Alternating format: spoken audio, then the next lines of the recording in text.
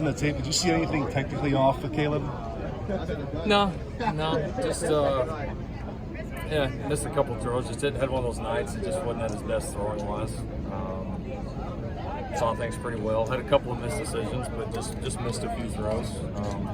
That's going to happen. I mean, even the best of throwers, and he's as gifted as they come there. You're going to have days like that. It's like a pitcher of baseball. Some nights you don't have your best stuff. I mean, it happens. I don't think there was a couple of things fundamentally, but there is every game, even the games when we complete 90% of our passes, there's always a few things fundamentally you go back and correct. But I just think get settled back in, kind of like he did at the end of the game. You know, he just kind of did a good job resetting and made some big boy throws, and we had to. And that last throw was there ain't 5 dudes in the country that make that throw, especially in that moment. So he'll be fine. So is there anything you emphasize this week, or you just treat it like a total outlier and just go back to business as usual? We don't like bypass as an outlier. I mean, I think the deal with like throwing, everybody thinks about, well, throwing is like the quarterback's like just a quarterback and a physical thing. Like if any of these things are out of sync, it can look a little bit off, right? Protection is out of sync, a route's a little bit out of sync, footwork, bad preparation, bad coaching, like anything can make it look a little bit off. And we had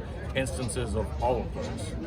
And when you do that, the offense is just going to be a tick off. And when you're a tick off against a good defense, it can look like it did the other night. So I think just refocusing us on operating the way we need to, coaching better, playing better. I know it sounds kind of boring, but it's the truth. Like, I mean, we need to coach better. We need to prep our guys better. We need to play better and play more precise.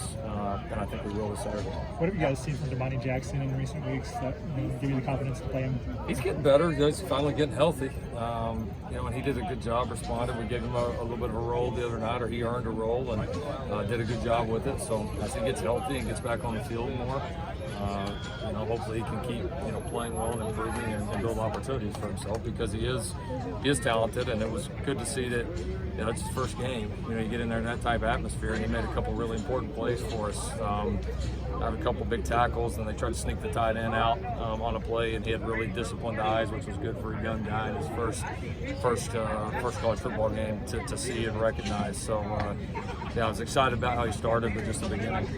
After watching that film, any additional thoughts about the kneeling nudge? Yeah, it was awesome. I mean, one of my favorite plays that I've ever had anywhere. I mean, that right there is everything that we've been preaching. That gives you a chance even when you're not at your best. We're not our best offensively, but the elite effort and fight gave us a shot there. And on one hand, I expect it, but two, I mean, for that to show up in such a critical moment was really cool, and I'm glad our guys were hustling and everything. How stabilizing, of course, was Travis in an environment like that? He was. Yeah, he was. There's no question. He's been in a lot of those. He ran the ball well. He's a very consistent competitor. You just kind of know what you're going to get out of him every single day. And he was. I mean, I think he kind of settled the whole offense down. Where have you seen Eric Gentry maybe take the most strides since? More routine plays. He was making the splash plays. When you looked at his film last year, he was making the splash plays like early on in camp. You can see his ability and then just how his length affects the game, physicality he plays with. But now he's doing it with less mistakes. He's still making some of the splash plays, but he's making more just routine, solid, really good linebacker plays. And when you put yourself in a good position, you got a chance to make some more of the big ones, affecting the interception, affecting some of the balls that end up getting intercepted. I mean, you just notice him out there. I mean, you just do. You notice him. He's kind of around the ball. He's very active, and I think what we're doing with him schematically really fits his skill set. You mentioned Eric as kind of one of the transfers who's come in and kind of helped culture shift off the field. How has he kind of done that? I think just buy-in, right? He didn't come in like a lot of these guys talking about where he was before, his experiences. Like, he came in and wanted to get to know our team, wanted to get to know USC, the history, the culture around here, like wanted to be a part of the change.